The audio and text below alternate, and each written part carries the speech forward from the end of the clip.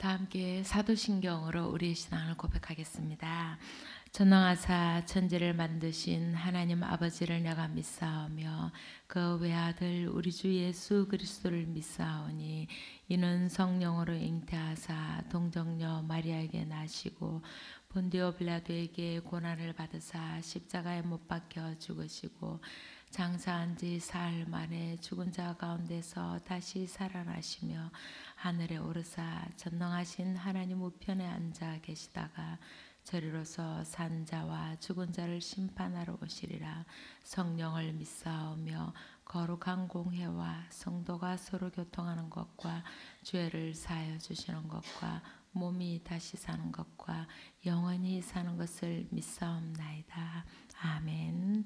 오늘 우리에게 주신 찬송은 하나님의 뜻을 따라 576장입니다.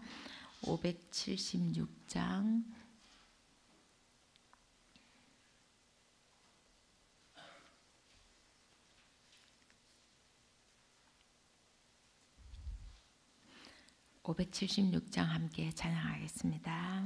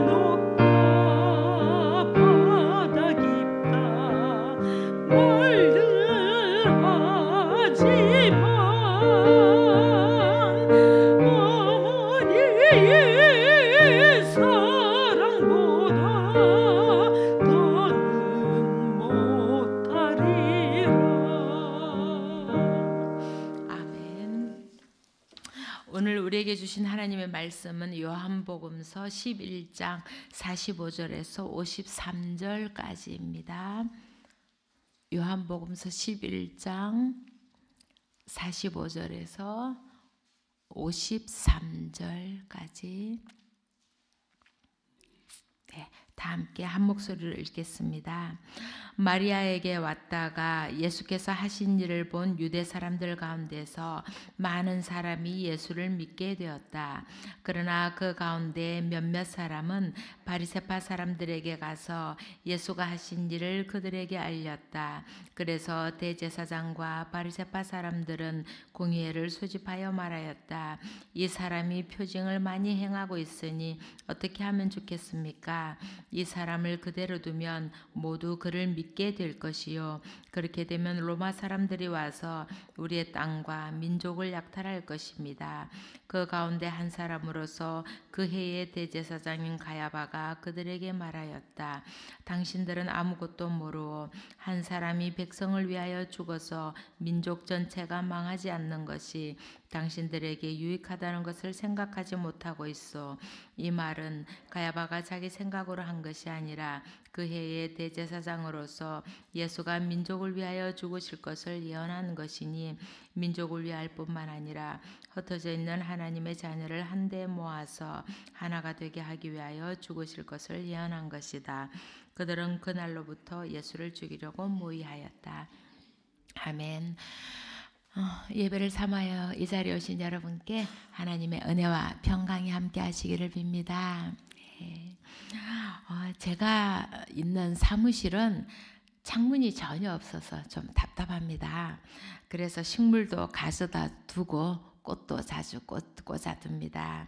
그랬더니 지쳐서 기분이 가라앉을 때 그것을 바라보면 생기가 돌아오고 또 활짝 웃게 됩니다. 어떻게 저리 더 아름다울 수 있을까 탄성을 지르며 하나님이 내게 주신 위로의 선물들로 바라보게 됩니다. 가끔 시외로 운전할 때는 지나치는 나무들 그리고 풍경들을 보며 하나님은 너무도 많은 아름다운 것들로 세상을 채워 놓으셨음을 느끼게 됩니다. 그런 세상을 바라볼 수 있고 아름답게 느낄 수 있는 마음을 주셔서 얼마나 감사한지 모르겠습니다. 어느새 나도 참 많이 변했구나 하는 생각이 듭니다. 이전에 종량제 봉투가 시작된 지 얼마 안 되었을 때 꽃다발을 받으면 버릴 일이 걱정이었습니다. 그러니 꽃을 아름답게 보기보다 귀찮은 것으로 바라보았지요. 또 이전엔 자연 속에 나가면 사람들과 어떻게 재밌게 놀 수 있을까를 생각했지 자연이 편안한 휴식처가 아니었습니다. 그런데 이제는 자연이 그렇게 아름답고 편안할 수가 없습니다. 그래서 이 자연을 아름답게 보존하고 싶고 개발되는 것이 도리어 불편하게 여겨집니다. 하지만 어떤 사람들에겐 아름다운 풍경이 돈을 버는 좋은 수단으로 보여서 아름다운 것들이 파괴되는 것을 개의치 않게 여기기도 합니다. 이처럼 우리가 바라보는 것은 우리의 마음이 우리의 생각이 담기기 마련입니다. 우리가 가진 편견으로 세상을 바라보고 그것을 판단하고 해석하고 있는 것이지요. 아는 만큼 보인다는 말이 참으로 옳은 말인 것 같습니다. 하나님의 말씀으로 살아가는 우리 그리스도인들은 말씀으로 세상을 보는 지혜를 가져야 할 것입니다. 그래서 세상이 보지 못하는 것을 볼 수 있고 세상이 보지 않으려 하는 것을 보여줄 수 있는 용기를 가져야 할 것입니다. 오늘 본문에는 한 가지 사건을 보고 다른 행동을 하는 두 부류의 사람들이 있습니다. 마리아에게 왔다가 예수님께서 죽은 나사로를 살리신 일을 본 유대 사람들 가운데 많은 사람들이 예수님을 믿게 되었습니다. 보고 믿은 그들에겐 복이 있을 것입니다. 있는 그대로를 바라보고 그대로 믿을 수 있는 순전한 마음이 참으로 아름답게 여겨집니다. 그런데 그렇지 못한 다른 부류의 사람들도 있습니다. 그것을 본 몇몇 사람들은 바리새파 사람들에게 예수님이 하신 일을 알렸던 것입니다. 이들의 말을 전해 들은 대제사장들과 바리새파 사람들은 황급히 공의회를 소집합니다. 공의회란 사내들인을 말하며 유대의 자치기관으로 최고의 의결기구이자 종교재판소입니다. 공의회는 출애굽 후에 모세가 70명을 세워서 하나님의 뜻을 따라 이스라엘을 인도했던 것이 기원이라고 합니다. 로마 지배 시대의 이 공의회는 이스라엘의 가장 큰 세력이었습니다. 그런 그들이 둘러앉아서 예수님이 표징을 많이 행하고 있으니 어떻게 하면 좋을지를 서로 논의하고 있는 것입니다. 그들은 말합니다. 이 사람을 그대로 두면 모두 그를 믿게 될 것이요. 그렇게 되면 로마 사람들이 와서 우리의 땅과 민족을 약탈할 것입니다. 뭔가 나라를 걱정하는 것처럼 보이지만 실상은 자신들이 지금 누리고 있는 지위와 특권을 잃을까봐 전전긍긍하고 있는 것입니다. 그들은 예수님의 명성이 높아지고 많은 사람들이 예수님을 믿고 따르게 되자 유대 사람들이 예수님을 앞세워 반로마 폭동이라도 일으키게 될까봐 겁이 났던 것입니다.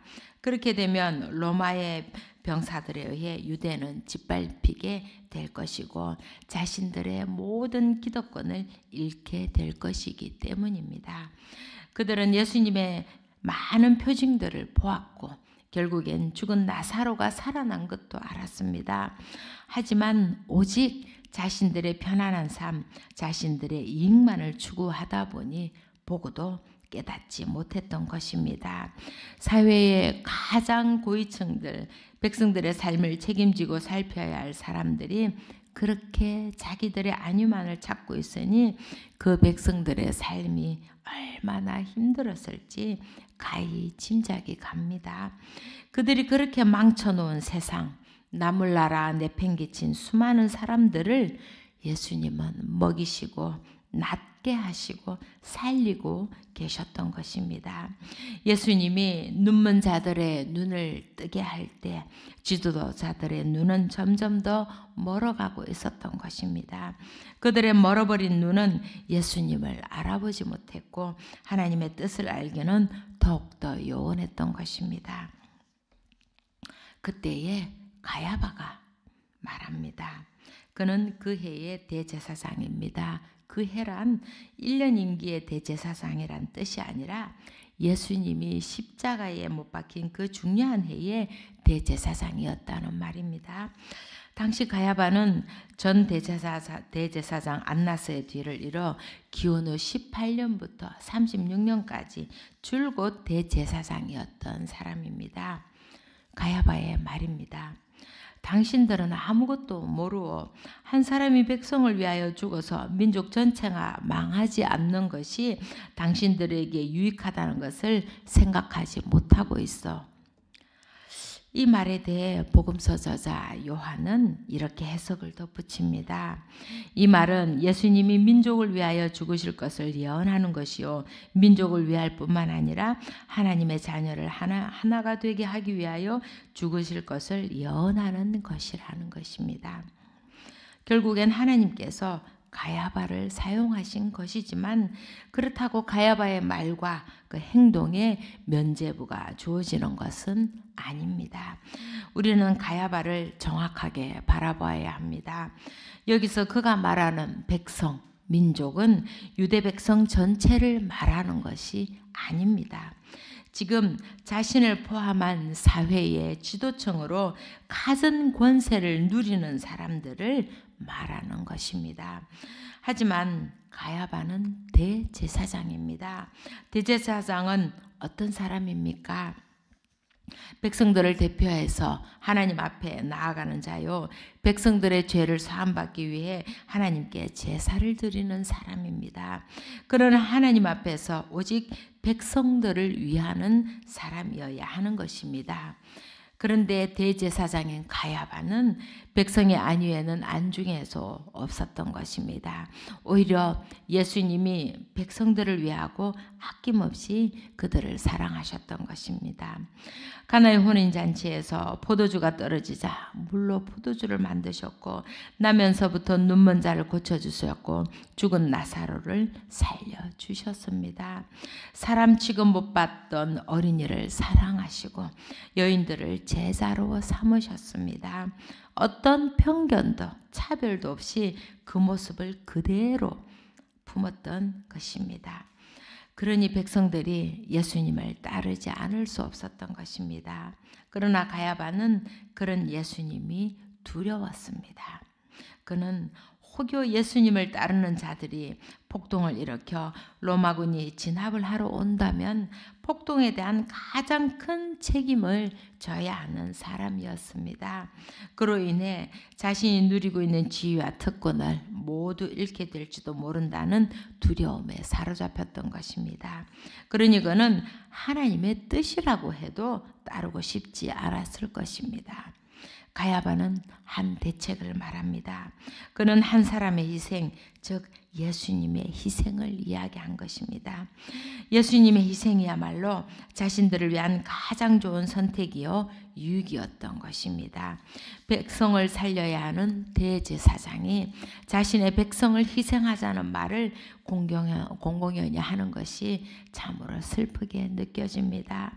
그는 자신만을 사랑하고 자신의 백성들을 사랑하지 않았기 때문에 한 사람의 생명은 당연히 희생해도 되는 것으로 여겼던 것입니다. 그러나 어느 누구도 한 사람의 희생을 강요할 수는 없는 것입니다. 종교 지도자로서 한 사람의 생명도 소중히 여겨야 하는 가야바의 행동은 도저히 용납이 안 되는 것입니다. 가야바가 진정한 지도자였다면 오히려 자신의 백성을 살리기 위해 스스로를 희생할 수 있는 사람이었을 것입니다. 우리는 그런 사람을 알고 있지요. 예수님이 바로 그런 분이셨습니다.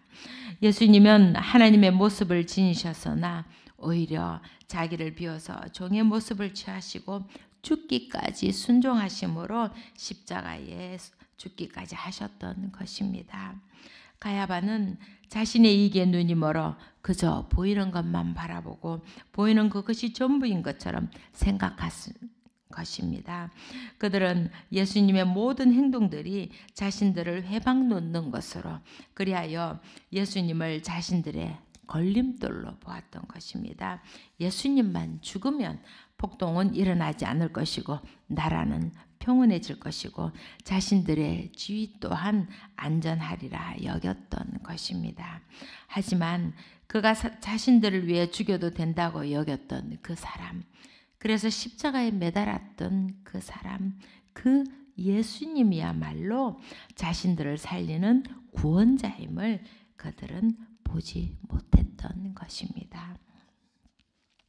우리가 잘 아는 나의 문화유산 답사기에서 유홍준 교수는 이렇게 쓰고 있습니다. 사랑하면 알게 되고 알게 되면 보이나니 그때 보이는 것은 전과 같지 않으리라. 우리는 누군가를 무엇인가를 사랑하게 되면 그 존재에 대해 깊이 알기를 원합니다. 그리고 그를 알게 되면 보이는 것들이 많아집니다. 그렇게 보이기 시작한 것들을 이전처럼 대할 수는 없게 될 것입니다. 하나님은 사랑이시라 했습니다. 그런 하나님을 사랑하면 하나님의 마음을 알게 될 것이고 하나님이 사랑하시는 것이 보이게 될 것입니다. 그렇게 하나님의 눈으로 하나님의 마음으로 세상을 바라보면 보이는 것이 많아질 것입니다. 하나님은 가장 낮은 사람들을, 가장 고통에 처한 사람들을 제일 먼저 바라보십니다. 그리고 그 곁에 가 계십니다. 우리는 하나님을 사랑하는 사람들입니다.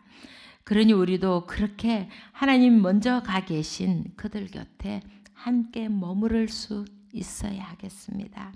보아도 보이지 않던 세상의 낮은 사람들을 이제는 바로 볼 수 있어야 할 것입니다. 겨울은 가난을 숨길 수 없게 만드는 계절입니다. 얇은 코트 속으로 들어오는 바람에 온몸이 얼어붙습니다. 난방비가 없어 추위를 맨몸으로 견디며 밤을 지새우기도 합니다. 이제 우리는 그들을 바라볼 수 있습니다. 그렇게 되면 추위에 떠는 사람 앞에서 털코트를 자랑하지 않게 될 것이고 난방 온도를 낮추는 겸손도 보이게 될 것입니다. 넘치도록 쌓아두고도 매일매일 배달되는 물건들을 보면서 이제는 그만할 때가 되었구나 하는 생각도 하게 될 것입니다. 사도 바울은 빌립보서에서 이렇게 말합니다. 내가 기도하는 것은 여러분의 사랑이 지식과 모든 통찰력으로 더욱더 풍성하게 되어서 여러분이 가장 좋은 것이 무엇인가를 분별할 줄 알게 되는 것입니다. 하나님이 어떤 분이신지 바로 아는 지식이 필요합니다. 선과 악을 분별하여 악을 버리고 선을 택할 줄 알아야 합니다. 하나님의 의가 무엇인지를 바로 아는 통찰력을 지녀야 합니다. 그런 바탕 위에 우리의 사랑을 세워야 하는 것입니다. 하나님을 바르게 아는 지식과 모든 통찰력으로 하나님에 대한 사랑이 점점 더 풍성해져야 할 것입니다. 그렇게 우리는 하나님을 사랑하고 세상을 사랑해 가야 할 것입니다. 하나님 대신 자기를 사랑하면 예수님을 바로 보지 못하고 예수님을 죽이게 되는 것입니다. 우리는 보고 있으나 보지 못하는 자들이 이끄는 세상을 살아가고 있는지도 모릅니다. 그래서 세상은 전쟁으로 얼룩지고 갈등과 폭력이 끊임없이 세상을 혼돈 속에 빠뜨리고 있습니다. 그 속에서 자기만을 위한 삶을 살라고 세상은 유혹합니다. 하지만 우리는 그런 것에 흔들리면 안 됩니다. 예수님은 어떤 권력 앞에서도 흔들리지 않으셨습니다. 어떤 유혹 앞에서도 의연하셨습니다. 하나님에 대한 예수님에 대한 알미 깊어져 우리의 사랑도 깊어지길 원합니다. 우리의 알미 깊어짐으로 보이는 것 그 이면의 것을 볼 수 있는 안목을 지니게 되길 바랍니다.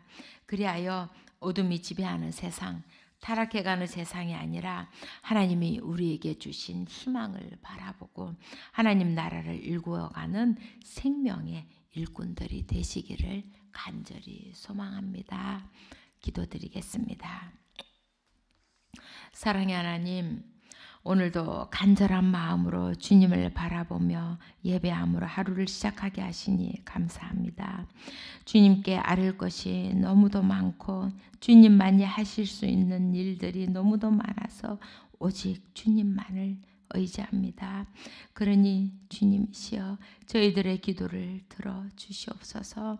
세상 속에 만연한 악을 보고 있으면 주체할 수 없는 두려움이 몰려오기도 합니다.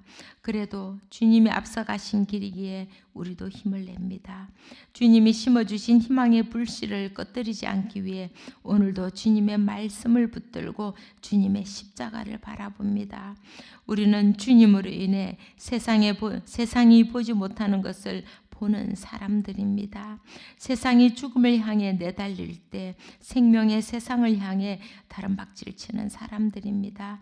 그러니 주님 안에서 더 큰 소망을 품고 살아가게 하옵소서. 비록 전쟁의 소식이 우리를 두려움에 떨게 하고 끝없는 고통이 우리를 옥죄어 올지라도 그 너머에 계신 하나님을 바라보게 하옵소서. 그리하여 우리의 삶이 두려움과 고통 대신 주님으로 인해 기뻐하게 하시고 주님으로 인해 환히 웃게 하옵소서. 이 겨울 넘어 찬란한 봄이 있음을 우리는 이미 알고 있습니다. 주님 안에서 희망으로 가득 찬 나날들이 되게 하옵소서. 하나님, 오늘도 육신의 질병으로 고통 가운데 하루를 시작하는 당신의 자녀들을 기억하여 주옵소서. 주님의 치유의 손길이 위로와 회복을 불러오게 하옵소서. 그리하여 일어서게 하옵소서. 오늘도 담대하게 용기 있게 하루를 살아갈 힘을 주실 줄 믿사오며 이 모든 말씀 사랑이신 우리 주 예수 그리스도의 이름으로 간절히 기도하옵나이다. 아멘. 하늘에 계신 우리 아버지여, 이름이 거룩히 여김을 받으시오며 나라에 임하옵시며 뜻이 하늘에서 이룬 것 같이 땅에서도 이루어지이다. 오늘날 우리에게 일용할 양식을 주옵시고 우리가 우리에게 죄 지은 자를 사하여 준 것 같이 우리 죄를 사하여 주옵시고 우리를 시험에 들게 하지 마옵시고 다만 악에서 구하옵소서. 대개 나라와 권세와 영광이 아버지께 영원히 있사옵나이다. 아멘.